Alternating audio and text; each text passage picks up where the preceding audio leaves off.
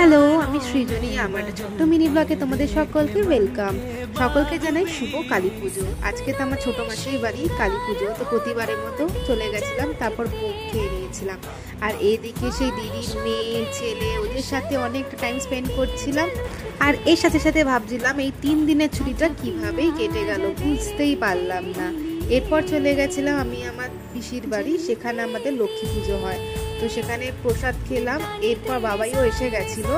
তারপর তো আমার দাদার মেয়ে এনেছিল অনেক বাজি, তো সেইগুলোই ফাটাচ্ছিলাম, বেশ ভালোও লাগছিল। অনেক দিন পর বলতে গেলে বাজিটা ফাটালাম। আজকে সেলও ফাটানো হয়েছিল, তো খুব ভালো লাগছিল। এরপর চলে গেছিলাম আমার স্টুডেন্টের বাড়ি, তো ওদের বাড়িতেও কালী পুজো ছিল। সেখান থেকে আমাদের ফ্ল্যাটের পাশেই পুজো হয়, তো প্রগতি সংঘ বলে খুব সুন্দর প্রতিবারের মতো করে থিম অনুযায়ী, তো এবারও খুব ভালো লেগেছে। তো আজ তবে আসি, দেখা হচ্ছে পরের একটি ব্লগে। টাটা।